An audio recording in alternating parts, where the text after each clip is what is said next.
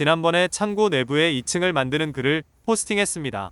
제가 사용하던 70평 공간을 30평과 40평으로 나누고 30평은 제가 사용하고 40평은 임대를 줄 계획인데 30평이 좀 좁게 느껴져 2층과 계단을 만들었습니다.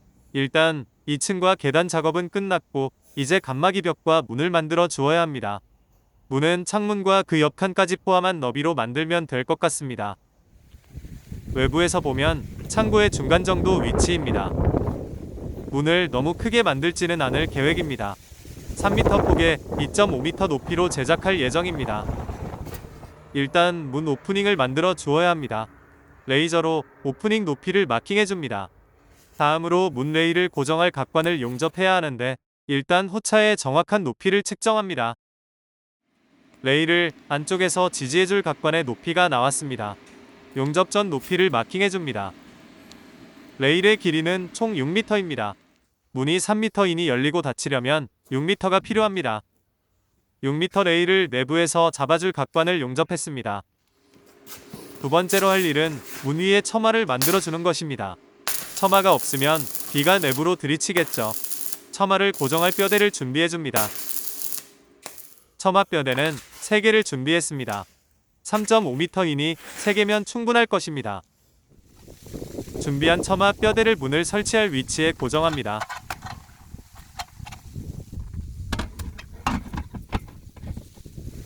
처마 뼈대가 벽에 고정되었습니다. 예쁘게 만들 생각은 없고 기능만 잘하면 됩니다. 뼈대 위에 올릴 50mm 샌드위치 판넬을 준비합니다. 뼈대 자리는 사전에 잘라주고 올려야 합니다. 측면 유바 작업도 미리 해놓고 올려야 일이 빠릅니다.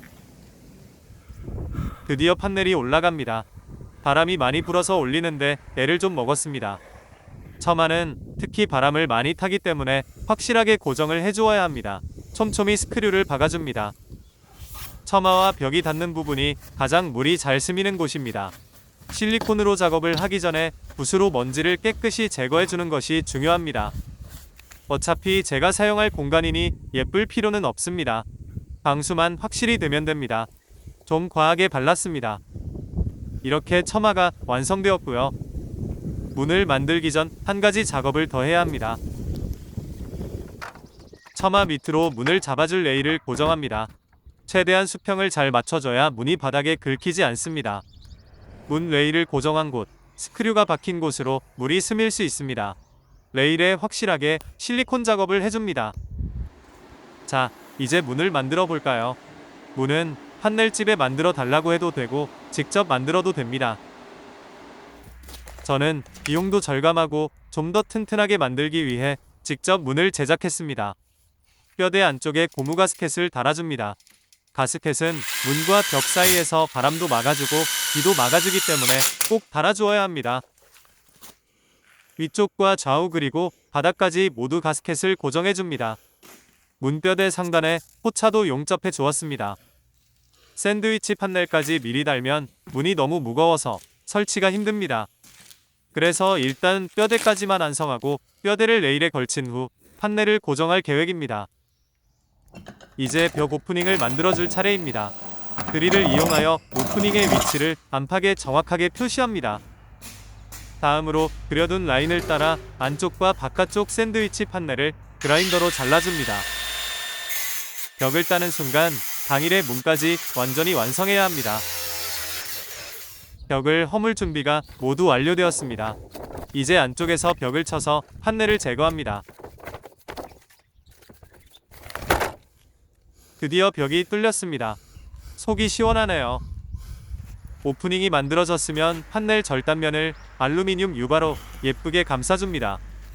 오프닝 작업이 끝나면 드디어 문을 레일에 걸어줍니다. 문이 제대로 작동하는지 바닥 슬림은 어떤지 잘 확인해야 합니다. 문 좌우에 스토퍼와 바닥에 가이드까지 설치하고 작동 상태를 점검합니다. 문은 아주 부드럽게 잘 개폐됩니다. 이제 샌드위치 판넬만 붙여주면 되겠네요. 자, 문이 완성되었습니다.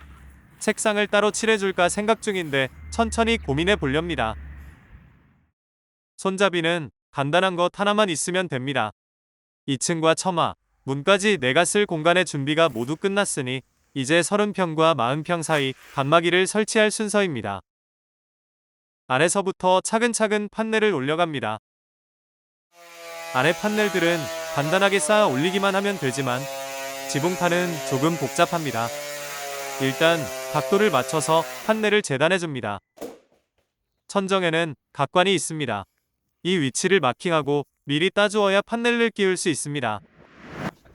이제 지붕 및 판넬을 끼울 차례입니다. 사다리 위에서 작업하기가 영 쉽지 않습니다. 거의 끝나갑니다. 양쪽 지붕판이 세워지고 이제 마지막 중앙 지붕 판넬만 넣으면 됩니다. 중앙 뾰족 지붕을 재단합니다. 이 부분은 자재로스가 많은 편입니다. 준비가 모두 끝났고 이 마지막 판넬을 끼우면 되는데 어려움이 예상되죠. 판넬 5장 위에 올려 끼워야 하니 만만한 높이가 아닙니다. 몇 번의 실패 끝에 마지막 판넬을 제자리에 끼워 놓을 수 있었습니다. 틈이 있는 곳들은 우레탄 폼을 쏴서 채워주고 세간막이 벽이 기존 벽과 만나는 라인, 바닥과 만나는 라인에 실리콘 작업을 해주었습니다. 간막이 벽이 모두 완성되었습니다. 하나였던 공간이 완벽하게 2개의 공간으로 분리되었습니다. 이쪽이 40평이고 반대쪽이 제가 사용할 30평 공간입니다. 이제 좋은 임차인만 만나면 되겠습니다.